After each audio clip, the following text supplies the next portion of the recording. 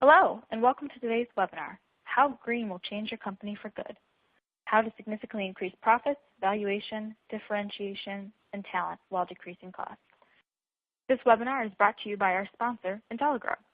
I'm Kelly Limpert from North Coast Media, and I will be your event manager today. Before we begin, I'm going to go over some ways that you can participate during today's presentation. Although you are currently in a listen-only mode, we encourage you to ask questions throughout the presentation. Just type in the Q&A box at the bottom left, then click Submit to place your question in queue. You can also submit questions via Twitter by using the hashtag #CivitaSLawn. Questions that were submitted during registration have already gone to our speakers and may be answered during this presentation.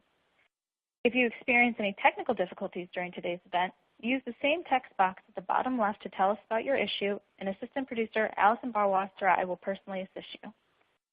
Finally, a recording of this webinar will be available tomorrow afternoon at landscapemanagement.net/webinars. A link to the on-demand recording will also be emailed to you when it is available. If you have any colleagues who couldn't make it today and you'd like to share this webinar with them, you can do so at any time via the social media links on your screen. Now, I'd like to turn today's event over to our moderator, Landscape Management Editor-in-Chief, Marisa Palmieri. Thank you, Kelly, and welcome to all our attendees. Thanks for joining us today. I'd like to introduce today's speakers, Judy Guido and Rainey Dragala. Judy has held Judy has held executive-level marketing positions at some of the largest companies in the landscape industry, including Valleycrest, now Brightview, Landcare USA, TruGreen Landcare, and Yellowstone Landscape. She has been involved in more than 100 industry M&As and is recognized as an industry thought leader, keynote speaker, and trainer. Rainey has been with Intelligrow's parent company, Suncor Energy, for more than 2 decades. He helped launch Suncor's new Intelligrow business unit, and he and his team have introduced a portfolio of products under the Civitas and Pure Spray green brands in the turf and ornamental, golf, and sports and other markets. So welcome to both of our speakers, and thank you once again to Intelligrow for sponsoring today's webinar. We really appreciate it. And first up is Judy, so I will turn it over to Judy at this point to kick us off.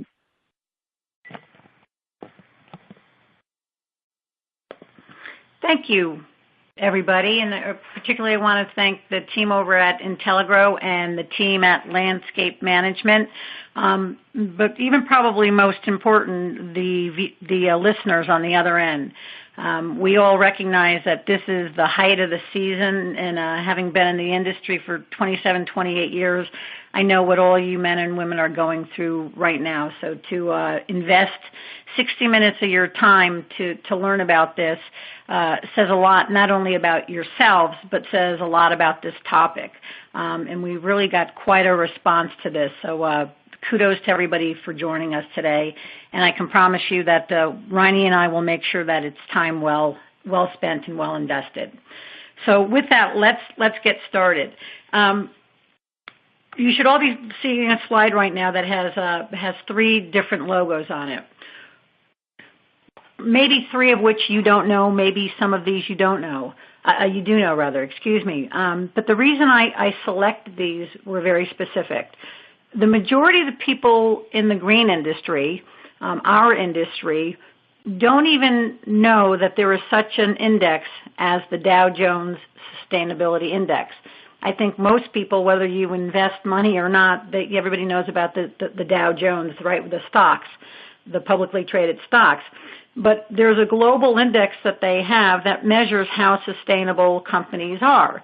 And it's very, very difficult to get on this list. And Civitas, parent company, Suncor, Petro-Canada, actually is on that list. And the reason I started with these logos are the following. When you think of green industries, right, what kind of industries do you think of? Well, I know personally, when I think of green, what might be on a Dow Jones Sustainability Index, there's probably two industries that I would think would never make it. One would probably be something like the coal industry, the other would really be the oil and the energy. We generally don't think of, although maybe a little bit more now with energy because we're hearing terms like clean energy, we usually don't think of the oil industry as a very, very clean industry. And yet the parent company of Intelligro and the product Civitas is exactly that. And the reason why I want to spend just a moment on this is if an industry like the oil industry can invest their people, time, and money into creating clean and green products, and now they are in our space. They are in the golf world. They're in the agricultural side. And I'm going to let Riney, who's been with the company over 2 decades, speak on it much better than I can. But if a company like the oil and energy industry can make this highly prestigious Dow Jones Sustainable Index, why can't we, as members of the green industry, who, as far as I'm concerned, who better to be the voice of the green and sustainable movement than the green industry? If they can make their companies green, why can't we? And so that's what we're going to talk about. And we're going to talk about how, why it's important, what's driving it, what are the benefits for you, and some of the great examples that are already happening in our industry. So with that said, one of the important things of why we're doing this today is, first of all, the size of the market, right? I forget what, I think it might have been Rupert Murdoch who said, follow the money, right? Well, the green and sustainable industry at this juncture is about a $320 billion market and growing by 32% per annum. That's significant growth. I mean, think about our economy right now, right? Think about where your monies might be invested, whether it's personally or in the company. I think anybody would be thrilled with 32%. People today would probably be thrilled with 7 or 8%, never mind 32%. But just over even the next 5 years, this market is expected to grow at a 32% a year, which is really, really significant. The next thing I want to talk about is when you ask anybody, what does sustainability mean? If you asked 100 people, you'd probably get 100 responses. This is a definition I like to use. I'm doing postgraduate work in strategy and sustainability, and this is something that I worked with my professor on to really kind of nail the essence of what sustainability is. Because when most people think about sustainability, they generally think of only one tier, and that's really more the ecological or the environmental. But that's just one slice of it. Saying that the sustainability is all about environmental issues is like saying the green industry is all about cutting grass, right? And we know that mowing grass is one sliver of what we all do in our industry. So it's really blending this economic, the financial, certainly the environmental, but also the social side, the people side of it. And quite often you'll hear, the 3 Ps, people, planet, and profit, when they talk about sustainability. But it's blending these 3 important elements to meet new market expectations. And I'm going to talk about where those expectations are coming from and what they're demanding. And the other part is to really meet those new regulations. I think most people who are listening in today, just look whether it be on a state level or a federal level or your local, town or city level, all the new compliances and regulations that are happening as it relates to sustainability, whether it be water or pesticides. And, we fight those battles every day. And I would share with you, those stricter regulations and compliances are great opportunities for us. I mean, many people see them as a pain in the neck, but they're great opportunities, and Riney and I will talk about that in just a moment. But to do all of this in ways that actually, not that hurt your company, but they strengthen your company's strategy, your competitive advantage, your profitability, and your brand. And it's about incorporating, again, the environment, the health, and the social value into your core business. But here's the key part, without any trade-offs in profits, price, or quality. So there's some myths that if you do things with sustainable products, it's not going to be as good, right? I mean, years ago, I think the three things about organics and some products that were out at the time were, they physically stunk, right? They had a bad odor. They weren't very efficacious, and they were very costly, right? And who the heck wants to go out and try to sell to your customers, hey, I've got this product that, stinks, it doesn't work that great, and it's really expensive. So with sustainability, it's got to be competitively priced. It's got to be efficacious, and you've got to make money at it because again, you guys and gals are not non-profit entities, so there's got to be a profit in there, and that's what we're going to refer to when we talk about sustainability. And here's just a simple visual here to kind of show you those three P's and where sustainability is. So it's all about helping not only, the people and giving back to your community, and we'll talk about that. It's about you making a profit and the whole value chain making a profit, and it's about helping the planet. So those are generally what we think about. So why all of a sudden is sustainability so hip? Well, interestingly enough, sustainability has always been here. We probably haven't used that word, but it's always been an important part of who we are and what we do. And even a little bit later in the presentation, I'm going to show you guys and gals very sustainable things that you've been doing for decades, but you just haven't been using that term or that nomenclature.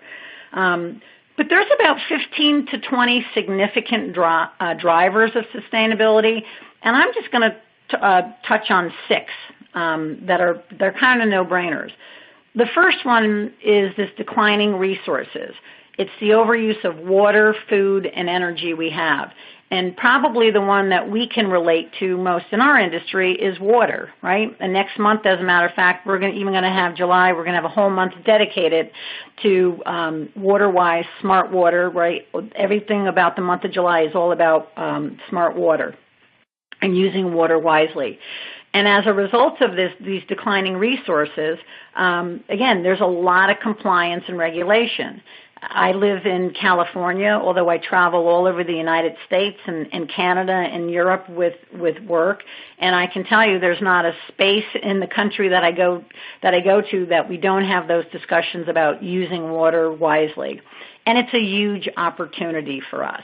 The second is exactly this technology that we have today is because of technology today, people have access to what we're saying and what we're doing in a nanosecond. And without getting political at all, I think last night, probably everybody saw on the news what happened in Congress and, when I guess the lights were turned out and the cameras were turned off, what happened? They were using their own, cell phones and, their mobile technology to be able to broadcast to the world. And unfortunately, we see people using technology right in the middle of awful, terrorist activities, et cetera. But what the Internet has allowed us to do is always have a snapshot on us. And so there's this great ability for whether your customers are consumers, residential, and municipal, commercial clients, they can look right into your company to see what you're doing. And there's a term in sustainability that's called greenwashing. And if you're not familiar with it, you need to be. Greenwashing is really the act of saying and communicating that you're all things green. You've got green products, you've got green services, you've got a green position when you don't. It's kind of a BSing about being a green company. And so today, the consumers are demanding, it's a really critical piece, that you are a green company. And they're going to look in and they're going to see, are you using propane? Do you have tight route densities?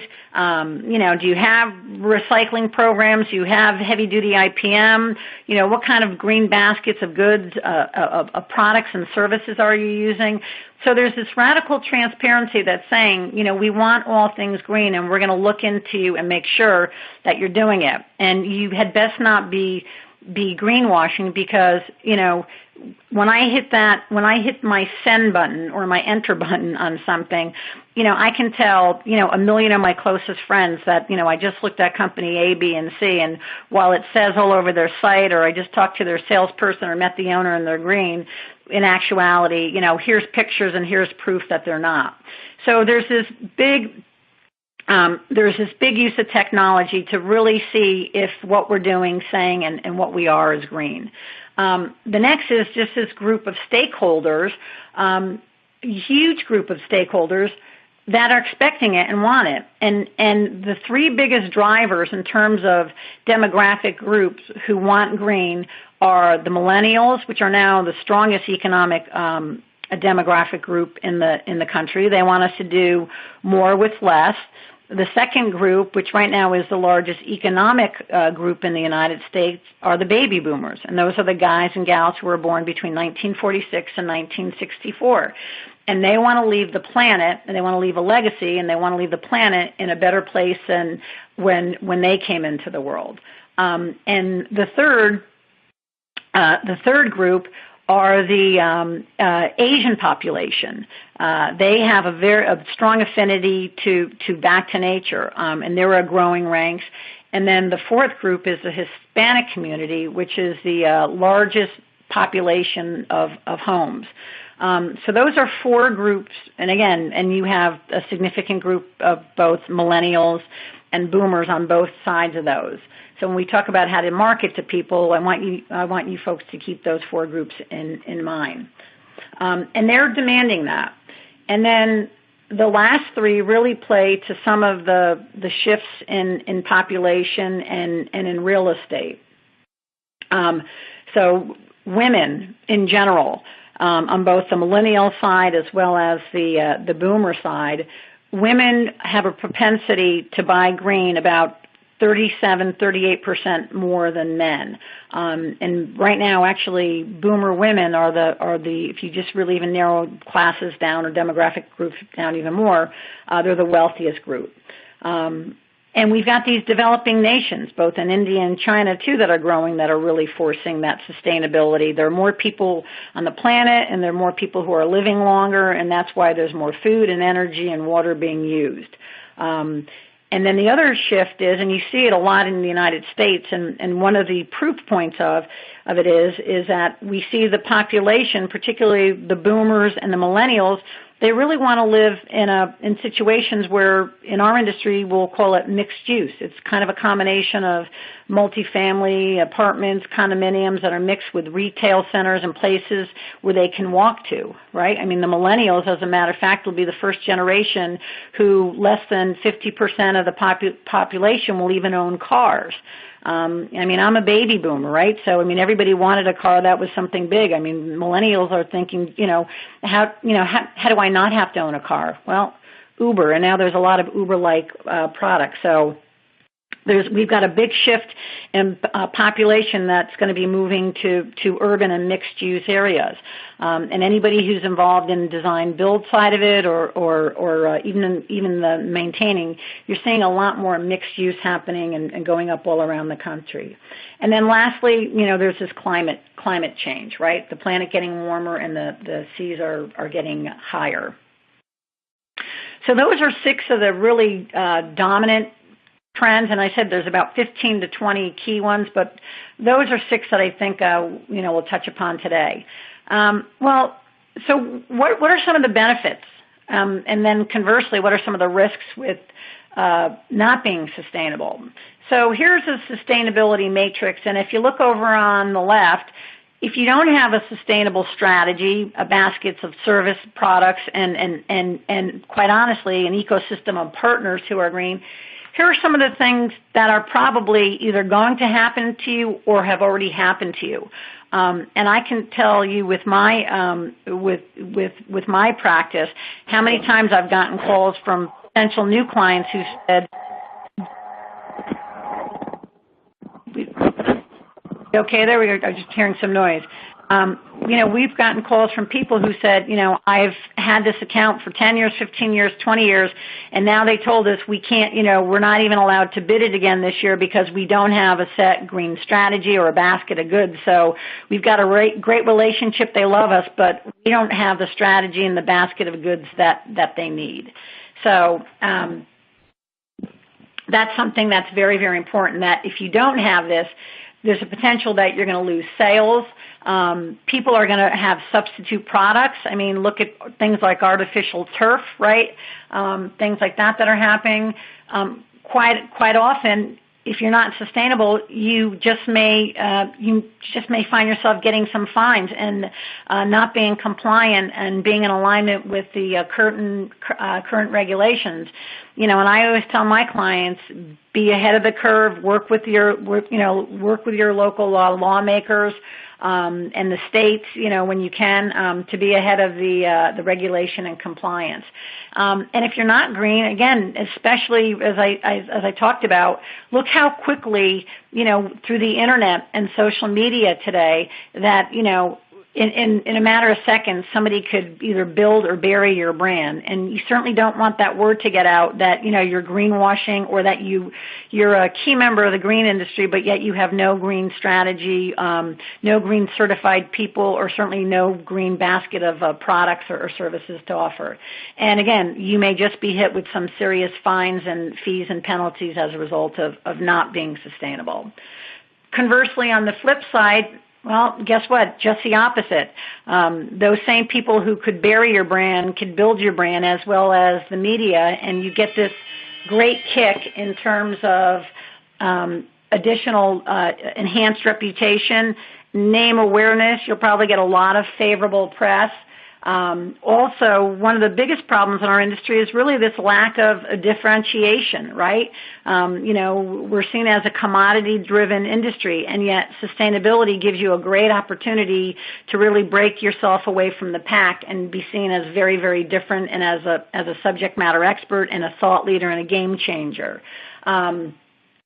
One of the top three problems we've had in our industry for decades, since I've been in this industry, has been attracting, retaining, and rewarding great help.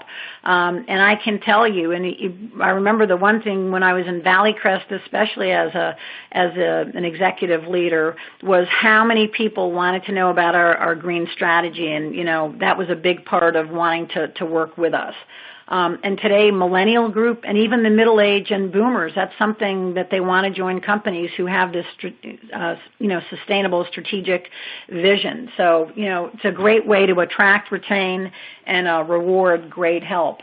And it also just keeps you the ability to keep operating. Again, you get enough fines, you get dinged enough time that you're not compliant or aligned with regulations, you can be closed down in a nanosecond.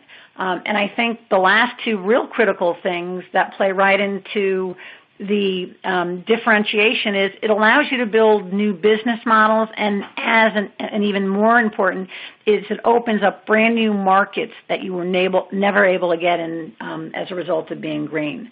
So just an enormous amount of benefits, and at the same time some pretty serious risks if you don't have a green strategy, basket of goods, and people and an alliance team around you who are green ambassadors and green stewards. So with that said, what's the greatest way to accurately predict your business future? Well, you create it. All right, and in today's industry. In today's market, it's very easy for your competitors to kind of write your narrative and position you, and that's exactly where you don't want to be. It's up to you to create this green strategy and develop this green basket of goods. And I think for people, and I apologize to anybody who is change averse or who is comfortable in their comfort zone, and anybody who's ever heard me talk before, I say it every single talk, your comfort zone is probably the riskiest and most uncomfortable place to be because it means you're not changing. It's not that you're not doing anything different. And that's a dangerous place to be. and I want to be very, very clear and be specific. There's a big difference between your core, your core competencies, what you're really good at, and your comfort zone. Your core competency are those services that you perform very, very well. You're really seen as an expert. Your comfort zone is just potentially doing those same services the same way all the time with the same technology, not making your processes or systems or using different products. And that's where things get dangerous. And one of the things, because change is happening so quickly, and that change is really driven by the demands from our customers and our prospects who are forcing those changes on us. So for the people in your comfort zone, you really need to embrace change and get out of it, and you have to start doing things differently and doing different things. And I remember when I was an executive over at TruGreen, via the way of getting there through Landcare USA, and even changing the name. If you remember, what was TruGreen's original name? It was TruGreen ChemLawn. And again, that had $1 billion or more worth of equity in it. And can you imagine having that name today? And trust me, when we merged, I had to deal with that back in 1998 of getting the name changed from TruGreen ChemLawn to TruGreen Landcare. And then eventually, they dropped all of it, and now they are just simply TruGreen, and they've got the moniker of Go Greener. And trust me, that name and that legacy had billions and billions of dollars of equity. But they saw where the market was going. They saw what people were looking for. They saw where compliance and regulations was going. And this is very different from, just 10, 15 years ago. Completely look and feel a new name, and obviously tells you where this company is going. And for those of you, talk about doing things different and doing different things, for the longest time, they were just pretty much a lawn care, right, for aeration type of company. Well, last year they decided to experiment with irrigation in 20 or 21 odd markets as a beta test, and now they're going to roll that out on a national basis. So, if a $1 billion company who's got a lot of moving pieces could look at the market and change their look, change their name, change their vision, change the services they're providing, the smaller you are, the easier it is to change. And I think that's a great example of somebody in our industry doing things differently and getting out of their comfort zone. This is an example of one of my clients, and just so you know, this is probably 7, 8, or 9 years old. This ad is not a new ad, and the reason I put this up is because, first of all, I talked about in the beginning about, when you think of oil and energy, you don't necessarily think of clean. Well, you also kind of think of green states. This is one of my clients from New Jersey. And I was born and raised in New England and Connecticut. New Jersey was only 2 states over. But I can tell you back then and even now, when you thought of Jersey, with all respect to New Jersey, because it's got a lot of gorgeous places from the mountains and the water, most people don't think of New Jersey as being a really green state.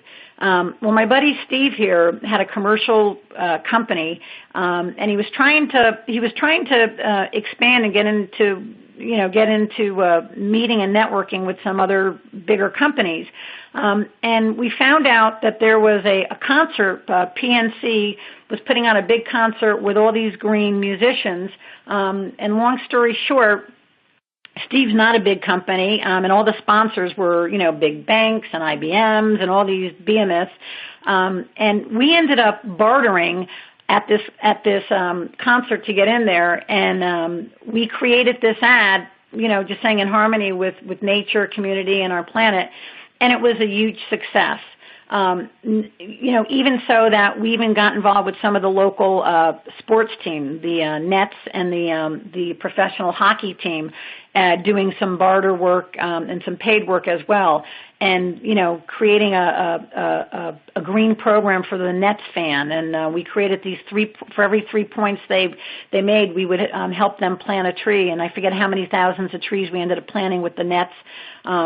at the end of the season. And that was just by being creative, creating something ourselves, doing something differently, and not spending a lot of money and doing a lot of barter and really becoming this green positioning company. And here, here's proof. So much to the point of, for you hockey fans, Steve's logo, that's on the New York's hockey team, was on the Zamboni. And to this day, I don't know of any other lawn or landscape company who is on a professional team Zamboni. But again, just some examples of doing things differently and doing different things. The 5 words I want to talk that I'm from the bottom of my heart that I believe will change your business forever is don't wait to be asked. And what do I mean by that? Probably the thing that I get most frustrated with, but I also see the most opportunity with, is as I travel around the country and work with people and do talks, do research, when I ask them about their green portfolios or their services, and if they don't have any or they only, don't have a few, and, we talk about the opportunity and the size, and they all agree that it's big and getting bigger, and but they'll say, well, I'm not being asked by all my clients. I'm not, and I'll say, so let me understand something. So your strategy is you wait for people to come to you to say, I want to buy this, will you sell me this? That's not a strategy, all right? That's well, I guess that is a strategy, but it's a very dangerous and it's a very reactive strategy. What you need to do is followers are the people who are going to wait to be asked.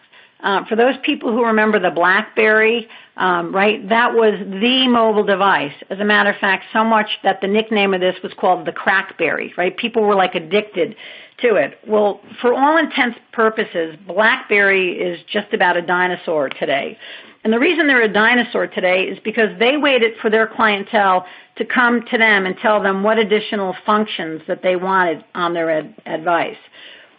Well, let's go to these 2 guys who didn't wait to be asked and didn't wait for permission, and as a matter of fact, introduced to us stuff that we didn't even know that we needed and are now global icons, right? For those of you who don't know it, that's Steve Jobs, right, from Apple, founder on the left, and Mr. Zuckerberg of Facebook. As a matter of fact, Apple started out as a computer company. That's just one sliver of what Apple's known as. And most people really, when they think of Apple today, is they think of the smartphone, right? Talk about doing things differently and doing different things. And if you look at Apple's focus and their vision, that's still their mantra is think different. And now they went from being a computer company to a phone company to a media to a publishing to a music. They have TV. Now they're getting into cars. Where won't they stop? But they didn't ask. All right. They created things that they felt would help better people and make their lives easier. And so did Zuckerberg. Nobody came and said, hey, I've got this, do you guys want this great tool where you can kind of get connected with everybody and you don't have to pay for it? So again, followers wait to be asked, leaders introduce opportunities. And that's where I'd like to get everybody listening to introduce some of those opportunities.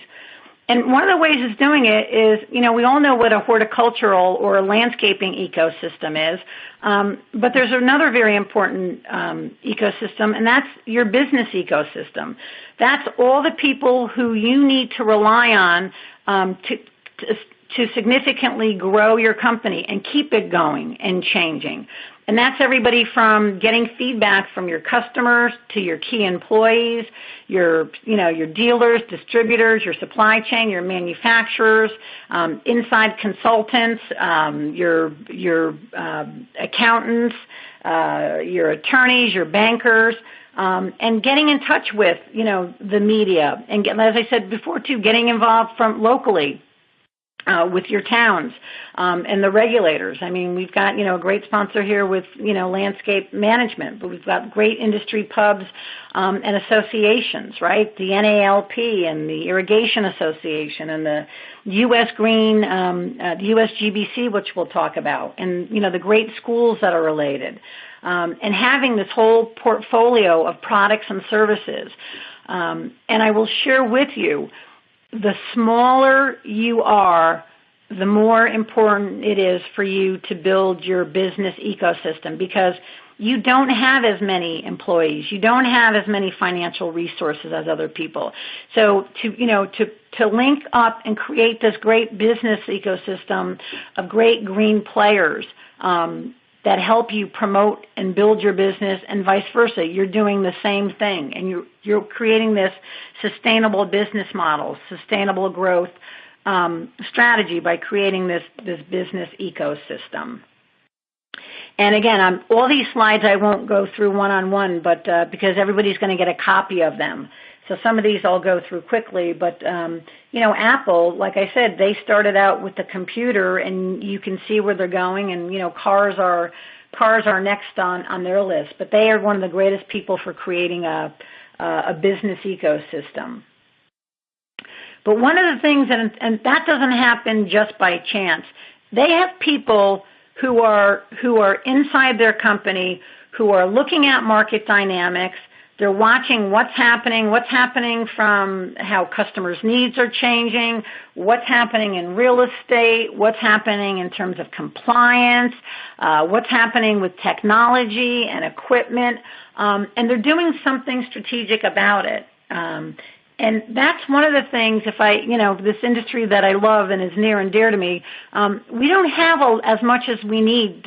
People always say, Judy, I'm so busy just dealing with my clients, I don't have time to sit back and watch the market. Well, just so you know, the average landscape company stays in business on average for 3.5 years, and then they're gone. And the reason they're gone is because they haven't watched the market, and they haven't watched their pricing, and they get buried over in 3.5 years because they're out of money or they've read the market incorrectly. So what are some of the, well, first of all, I showed you this $320 billion green and sustainable market. When we take our piece of it, the green market with landscaping and irrigation and design build and lighting and sports turf management, et cetera, it's about a $90 billion market and growing. And it's growing for the next 4 years to the tune of 14%. And that's an average. There are some sectors within that are growing at a 22 and 23% rate. That's significant growth. And so when we look at the market, what are some of the things that we look at? Well, I just, told you some of them. But some of the things that we've got to take a look at are real estate. And I've always talked to people and said, we provide a service of landscaping or irrigation or design build or lawn care or, outdoor living, et cetera. But we're really in the real estate industry because we're doing this design, we're doing this installation, we're doing this retrofitting, we're doing this maintenance on either probably somebody's home, on a commercial building, an institutional building. So we really have to watch those real estate trends. And, some of them I've already talked about. That multifamily, that mixed use is a significant growth. I've talked a lot about the Internet, and one of the biggest growth areas in real estate are distribution buildings. And why? Because we're using the Internet a lot more than we ever had to buy things than we had before.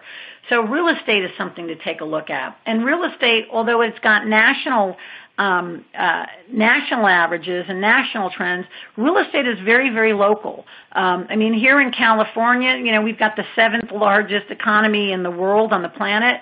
I can tell you there are pockets of my state right now where we are in another housing bubble. As a matter of fact, we've gone through 2 housing bubbles since the crash of 2008, and there are other parts that are still suffering from the Great Recession of 2008 and 2009, all within the same state. So real estate is something we look at. We look at customers. We look at those demographics. We look at what their needs and demands, how they're buying, where they're buying. We look at the competition. Our industry is growing at a rate of, in terms of new entrants, at about 9 to 11% of new companies coming in.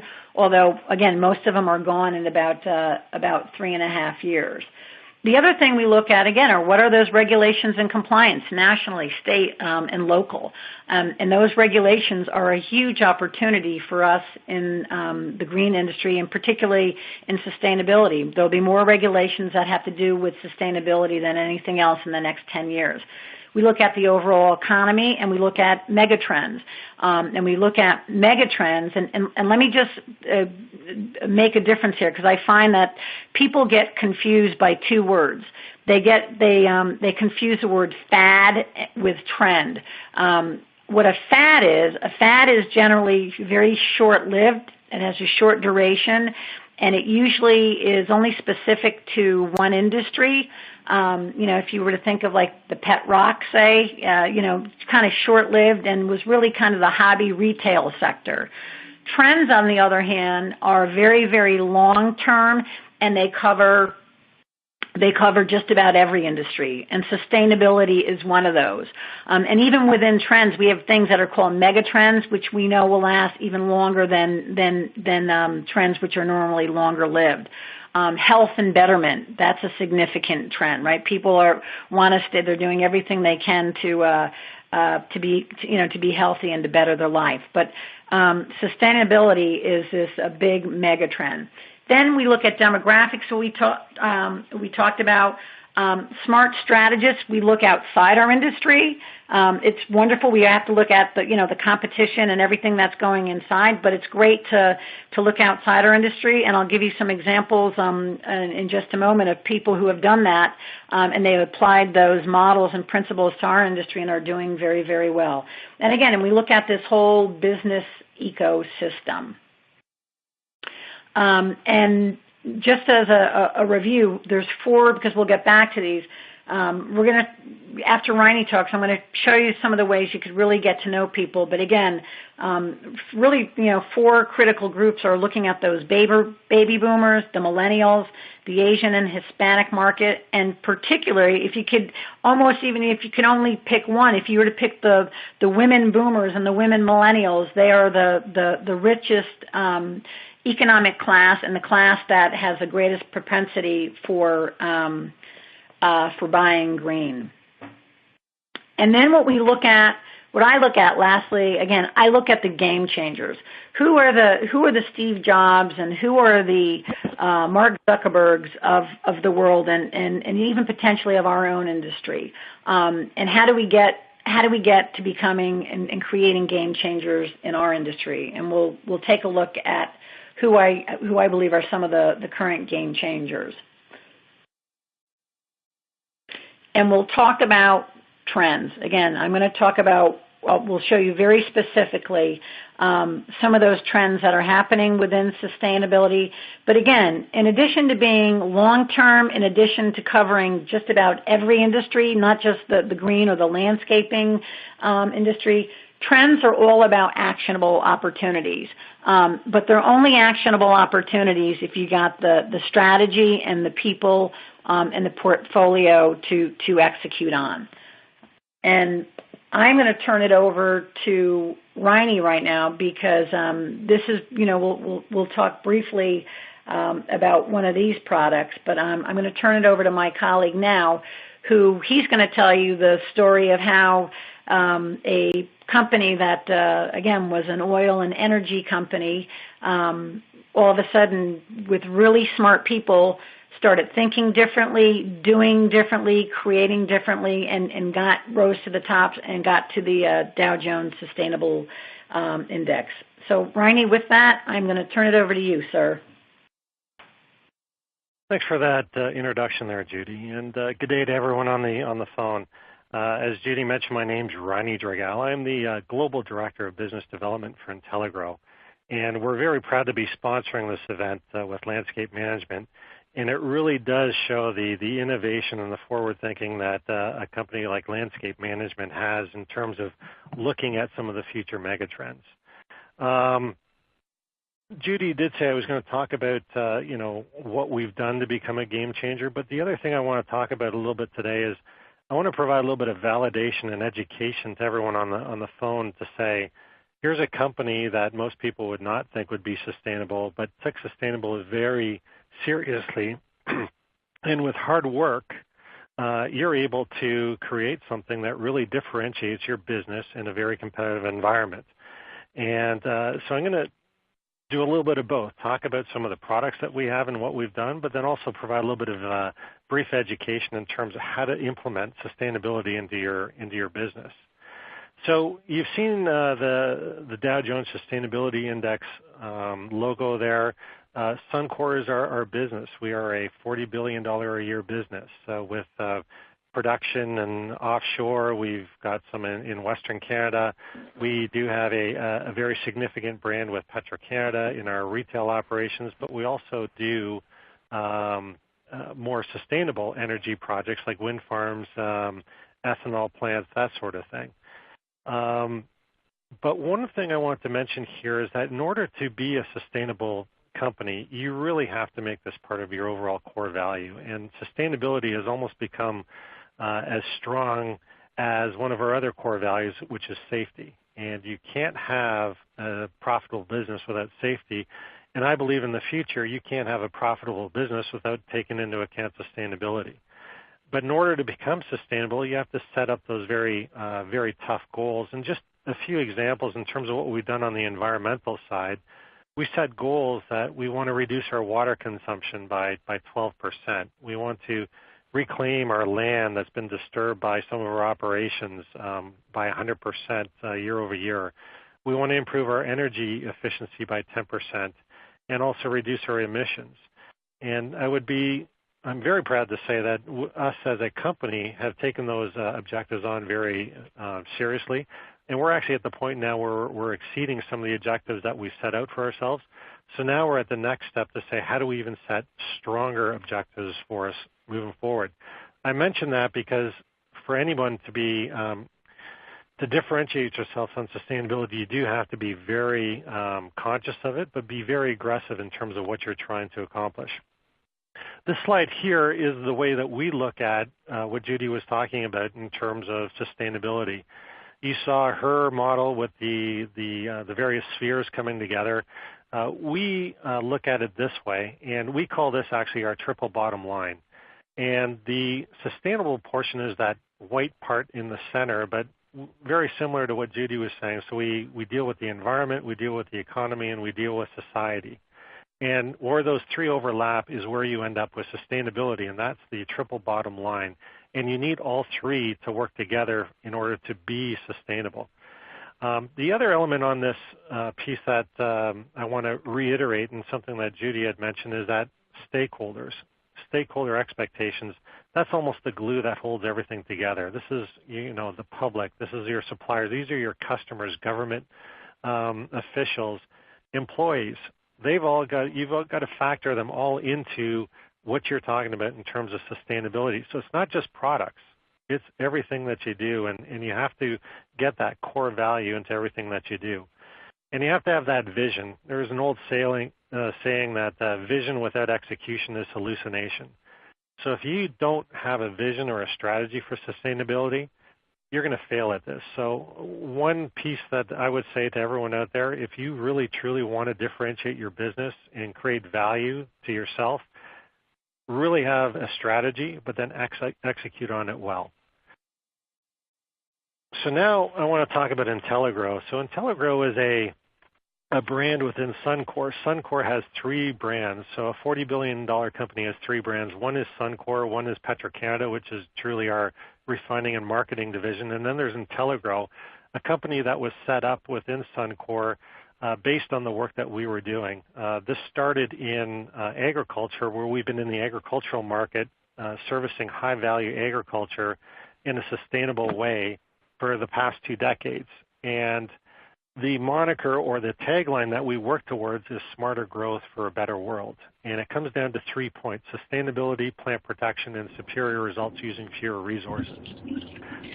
I just want to have people keep that in mind as we go through the next slide here, which is really a product that Judy was talking about earlier, which is Civitas Weed-Free brand herbicide. And what we've been able to do here is utilize the active ingredients that most people are familiar with in terms of like a three-way, a 2,4-D dicamba and a mecaprop, but use them in a way now through our hybrid technology to get the same result but use up to 80% less active ingredients. So everyone knows who's a commercial applicator. The thing that you have is your credibility, the name on the side of the truck, the brand that you're developing. And if you don't have efficacious products, even if people want sustainable products, if they don't work, your credibility gets impacted negatively. So efficacy is another piece that we really look at, and we have similar efficacy to traditional three-ways. I mentioned earlier about up to 80% less active ingredients. We also have a white emulsion, so when you put it down, you can see where the product has gone down, so you're not overspraying. That white emulsion dissipates after about 2-3 minutes, and then you can move on. And the big thing for us is that there is no offensive odor. How many people know what that smell is of a traditional three-way, how that can permeate into the next-door neighbor's area? So when people ask us, is this just a watered-down three-way or just another herbicide, the way that we've looked at it is that, hell no, it's not. It's so much more. So what does that mean in terms of the product itself? And these are the benefits that you get when you start thinking about sustainability. The product we have is down here at the bottom. It is listed by the EPA as List 4, meaning a product of least concern, even though we've got a little bit of that 2,4-D dicamba and mecaprop in there. We don't have a signal word. How many herbicides, pesticides, anything that you're using out there don't have a signal word?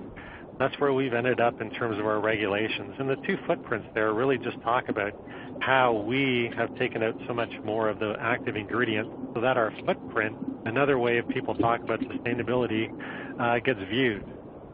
Another proof point, this is the label for our product, and one thing I want to highlight is really the concentration levels. I know that when we were developing this, we want to take out as much of the active ingredients as possible but still provide the efficacy. And I challenge you to look at the labels of the existing products you use and look at the concentration levels of their actives. I don't think too many people are going to go to the third decimal point because normally there's 2 or 3 digits before the decimal point. We're very proud in terms of this, but again, it comes about from looking at products differently, looking at through a different mindset, having that vision of sustainability and to say, what can we do that offers up solutions but does it in a very sustainable fashion? I want to come back to this triple bottom line again because I don't want people to forget this piece here that we talk about stakeholder expectations. If you can be very visionary and understand stakeholder expectations, you can create a sustainable business. Now, you're going to have to put in various processes in terms of products, technology, and innovation, but your stakeholders will tell you where the gaps are in the marketplace that you can service. So the next piece I have is just a very short video clip. And again, this goes back to what Judy was talking about earlier, that sustainability provides you with products with no trade-off in profits, price, or quality. Quality is one thing that you need in terms of your products to work. Profits really come about from being differentiated, offering up something that other people or your competitors can't offer up. And price is really a reflection of value that you provide, and the price that you charge is really part of the value that you charge. And if you just want another three-way, the price is there, and we all know that that's commoditized. But if you can create a price that's there that offers up the various opportunities and the various benefits, this not only is a very price efficient, but it's a very cost-effective way of looking at it as well. So I'm going to go into the video now. I want to say this is just a 28-day time-lapse video that we put together. It was done in a greenhouse. It looks at dandelions. So we've got pots of dandelions all planted in the same soils. It's very controlled. This is not real life conditions, but what we wanted to show is just what you can create with a sustainable mindset. And so I'm just going to move over to the video. So take a look at this, and you can start seeing what it means to you in terms of being able to still offer something that still provides that quality. So we have a traditional three-way. We'll have a leading sustainable product out there in iron, and then our product in the center. This is a time-lapse photography over 28 days.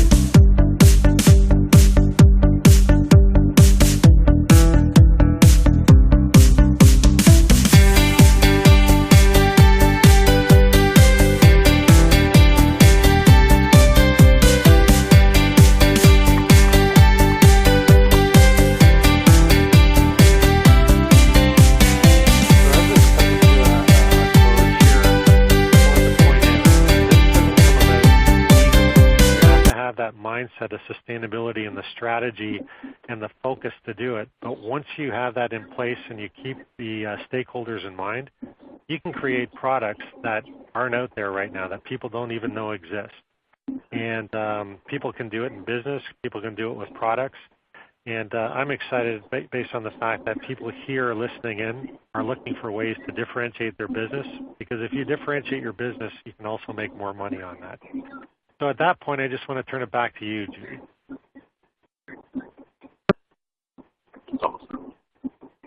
Thank you, Rainey. And I think it's important to say, too, that anything that's even try to resemble a sustainable product, particularly in the space of herbicide, it's been a burn. It hasn't been a kill. And it would have been interesting, too, to show another video what you could see actually in only 12 hours, because in just 12 hours there's a lot of visible sign. But it is a kill and not just a burn.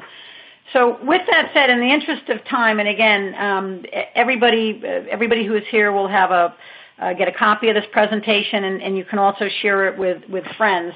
So some of these I'm going to go through quickly, but here are some people I promise you I talk about who I think some of the game changers and winners are. The guy up in the left is one of the, probably only 3 people in our industry to have the title of being an executive in sustainability. That's Warren Gorowitz, who's the Vice President of Sustainability for Ewing. And Ewing is really one of those distribution partners who have really taken a lead and a position, and that's one of their core strategic directions and vision of their company is to differentiate themselves and provide products and education and sustainability. So, hats off to them for doing an extraordinary job. And Doug York is, allowed Warren to go to school, and he just recently got his master's in sustainability. Companies like Holganics, who, again, it's a pure organic. It feeds the soil.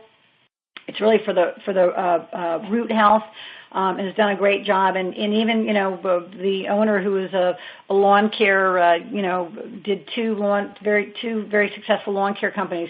If you have the opportunity, read the August 2015. He wrote a great co-wrote an article in Harvard Business Review, which is one of the most difficult publications to get into. And again, he talks about his history in the lawn care industry and how he even got to this product. But another great game changer and thought leader. We talk about water a lot. This is a group of people talk about ecosystems. This product was really created by a group of technologists, very smart guys who got together with some people in our industry and created the Ratio smart controller. Activated through the touch of a mobile screen. But again, another great product in terms of building a green portfolio. This is a company that I love to talk about because I talked about Uber and the millennials, and it's not only the millennials who use Uber, we all do. Kind of trying to eliminate the cars when we can. But here were 2 friends. One guy had a small landscape business. His best friend was a technologist. They were sitting down talking about Uber one day, and what they basically created was this lawn guru And what it is it's basically the Uber of lawn care. And so, there are contractors who are signing up on a national basis, and, a client could say, hey, we're in the area. Do you want your, turf aerated or mowed? And they're also in the snow business. And they're creating the Uber on the snow side as well. So just, we talked about, looking outside the industry. Here's a company who did that, and now there's a couple of copycats even within our own industry. I like to use this next example really quickly because these guys were from my old company, TruGreen, and there's 3 of them, and they were the top salespeople. They were the big winners in the group, and they left TruGreen just a few years ago, and they started their own lawn care business back east, and they called it Next Green. And they kind of took the best of principles that they learned in TruGreen, but rather than just doing a complete imitation of TruGreen, they said, we're going to do it green. We're going to use all our best practices, but we're going to do some different things and do things differently. They created a green lawn care model, and now their biggest problem, they're, I think, on their 3rd division they're growing already, or their 3rd branch. They've already won a whole host of awards, and they've got their price is I think it's about 20% more, and they've got a wait list for their clientele. So just a great example, and and lawn care is probably one of the most sensitive, price-sensitive services in our industry. So just another great example of a game changer. Some of the places, Craig Rupert, most people know about him out in Maryland. As a matter of fact, in his county, Montgomery County, has just been hit with a no pesticide kind of ban. And as a matter of fact, we're working with them to end the county of Montgomery County to talk about Civitas as a viable solution there. But Greg's, even his building is a LEED certified, a USGBC LEED certified building, and he's in the top 15 in the industry today. So another great leader, internal game changer, and thought leader in sustainability. And here's some of the associations if you're not involved with the Irrigation Association, the USGBC, again, which I talk about a lot, the Landscape Architects, the ASLA. They have the Sustainable Sites Initiative, and the NALP. We're doing a lot of great things, and as a matter of fact, there's a great program I'd love for everybody to go on, a new site we created within the NALP called Love Your Landscape, and it's got a lot of great marketing ideas and statistics, both sustainable and non-sustainable, to grow your business. And I promised you just a list of some of the things that you folks are doing already that have been sustainable for years, but you don't use that term. And one of the things are perennials, believe it or not, are one of the most sustainable things you can do. It's kind of the plant that keeps on giving. Again, utilizing mulch, right, for water, to conserve water, and pest and weed suppression. IPM, right, drip irrigation, erosion control. I won't go through all these. Again, having tight route density, rain harvesting. But again, you guys will all get copies of these slides. And then just some of the trends that, believe it or not, that, we have clients around the country who are even talk about doing different things. They're actually installing clotheslines. People are going back, stop using their dryers and using clothesline. Bees has become a new big thing, and there's a lot of landscapers who are getting and becoming pollinators. And you see edibles in the background, but even using animals and goats, to cut lawns with. And I think one of the biggest things is this whole portable gardening. And again, this big push towards sustainable plants, but certainly towards edibles and movable landscapes. Pots are great because you can take them with you. And this whole, whether you call it farmscaping or agscaping, is a trend that's just growing tremendously. And not just on residential sites, but commercial sites. People don't have time to tend to their own gardens, so companies, in order to keep their people, are creating these edible farmscaping boxes. And a lot of them are giving them back, going back to the community side. They're picking the picking the fresh foods and foods and giving them back to the needy. And just so you know, actually, I've got a lot of clients who are getting involved with the restaurant industry and growing edibles within restaurants and outside. And millennials are major foodies, and that's another big trend that's happening there. And one of the things I want to go to, I'll skip a slide here and go over to slide 55, but here's a great example of, talk about doing things differently. This is a company that has used crowdsourcing, going online and raising their money. These were young people who wanted to have a simple way to plant a garden, and they didn't know how to do it, so they created some technology. They went on a crowdsourcing site, and within 48 hours they raised, I think it was $75,000 to start your company. And you guys can go on it and check it out yourself, but you just basically put in your zip code. It tells you what grows there. Boom, you tell what kind of plants you want or herbs, and you get delivered, mailed this sheet that you just kind of lay over and water, and those are, that's probably a combination of, could be tomato plants, could be flowers, etc. But, people with very little know-how and money were able to do things and create this great site. And then again, just using natural art. There you have stumps to create art for outdoors. Or, here's an example of a fire pit that's actually a carved out stone. And then just the use of stone, not only for decorative, but also for passageways, and even for protection, to keep cars, and for safety. They're using a lot of stones to keep people away from dwellings. So just, the use of stones. And one of the other things I want to talk about is just the use of plants for healing gardens. And, we used to see a lot of this just in hospitals. Now we're seeing it in schools. We're seeing it at corporate campuses. We're seeing it in parks.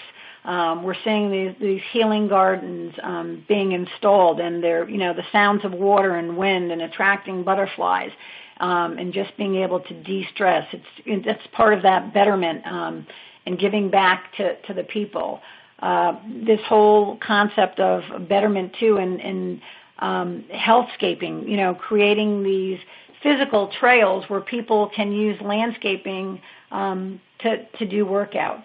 And certainly the growth of erosion control and stormwater management is a big opportunity that plays right into the regulatory and compliance for landscapers, and great gross margins, differentiating, and again, it really plays into that sustainability matrix.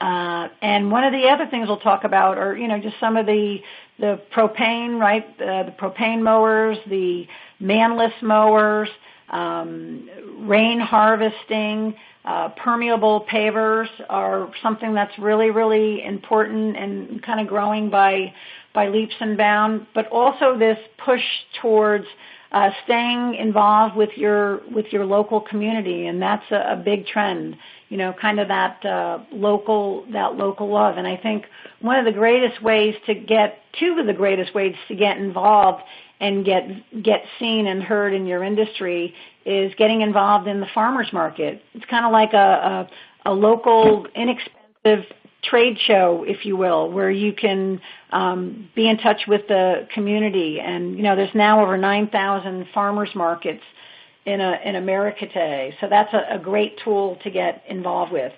Another is really utilizing a farm to fork event where people sit down and they use the local businesses, from the landscapers to the farmers, and they have a meal. They sell tickets, and generally the proceeds of the tickets will go towards a philanthropic opportunity within their town. And I always say, look outside. Here's Harley, one of the biggest brands, global brands. And generally, when you think of Harley, you wouldn't think of them as a green company, but they've got this big strategy, and again, they're committed to planting 50 million trees worldwide. So with that said, you know, if you don't have that green strategy, if you don't have that ecosystem built, if you don't have the products and services, you risk not being compliant. You risk not being able to even bid for the existing jobs that you have. You'll be cut out of new markets. And as I always say, without it, you're really toast, or worse, you're going to be seen just like everybody else in the commodity that unfortunately a lot of our customers look at us. So I know we've gone about 7 or 8 minutes over, and I'm going to just open it over to you, Marissa, to see if there's any questions we can answer. And I just want to thank, again, Civitas and Intelligro and the folks at Landscape Management, but most importantly for the, you know, just the great crowd that we had here today. And I hope this was a great investment of your time. Great. Thank you, Judy. Appreciate it. Both you and Riney had a bunch of excellent information. And we do have a couple of questions. We'll start off with one. We have one here from a person on the line. And so I'll direct this one to you, Riney. It's about the product specifically. Are your products certified organic and on the OMRI list? That's a very good question. Again, Intelligro is a company that has various lines.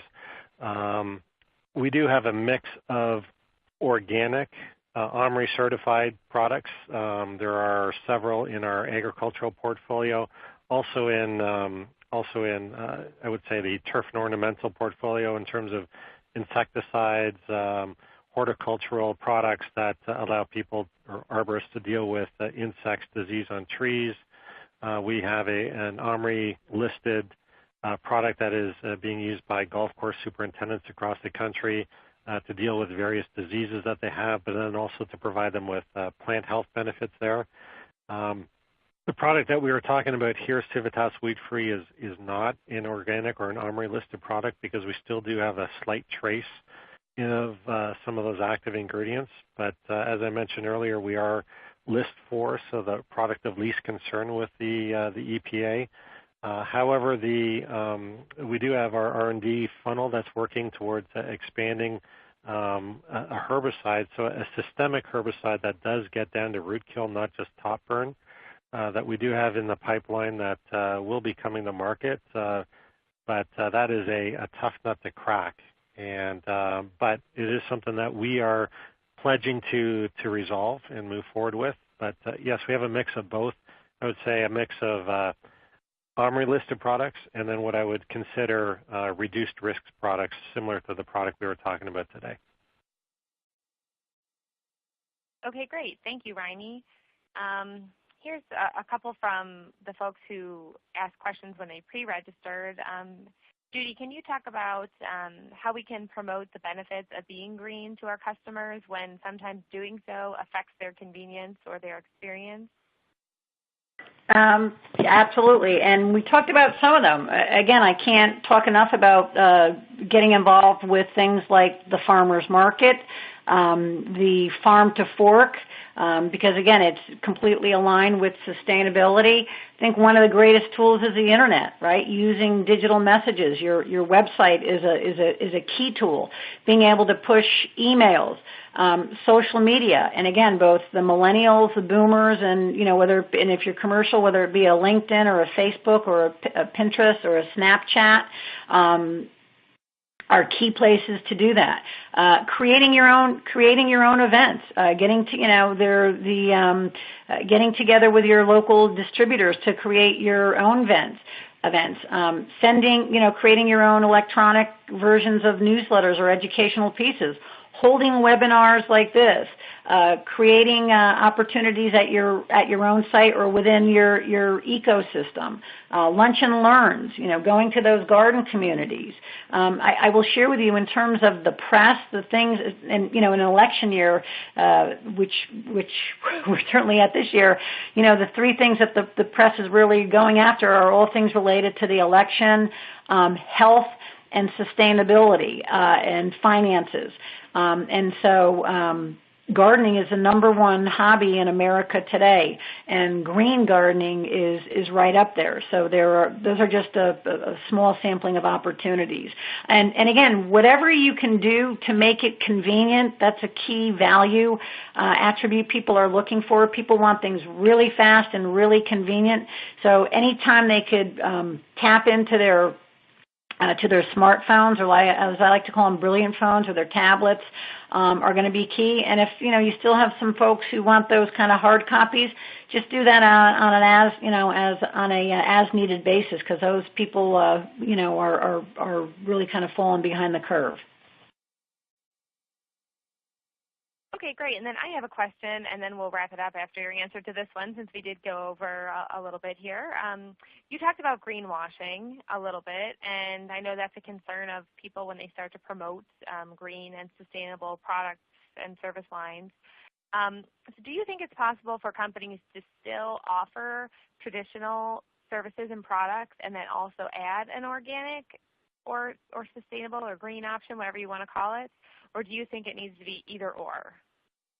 That's a great question. No, first of all, you got to know thy customer, right? And most people still love choices, whether that's in an institutional environment, a commercial environment, or a consumer, / residential. So #1, people like choices. So give them choices. That allows them freedom, right? Autonomy. It's their choice. There'll be different price points attached to that. But the most important thing with your choices are to be transparent and give them the kind of the if-then analysis. Here's the traditional. If you use this, here's the price. Here's the issues that go along with this. Here's your sustainable option. Be very, very transparent and give them the choices. And people do like it. And I'd probably say right now there's maybe only about 12% that have gone completely green, but we're seeing that group grow, each year. But, the majority of people, they do offer their clients options, and people do like options. Okay, great. Well, with that, we will turn it back over to Kelly to close us out. And just want to thank you both one more time, Judy and Riney, for a great presentation. You're very welcome. Thank you, everybody, for investing the time. Thank you. All right, thanks, Marisa. If you have any more questions, don't hesitate to contact representatives at the email addresses on your screen now. Links to their email addresses are in their bios as well. An on-demand recording of today's webinar will be emailed to you tomorrow afternoon and will be available online for a full year at landscapemanagement.net/webinars. If you would like to download today's slides, click to open the green folder icon on the far right of the dock at the bottom of your screen. Thank you for attending, and we hope to see you at a future event.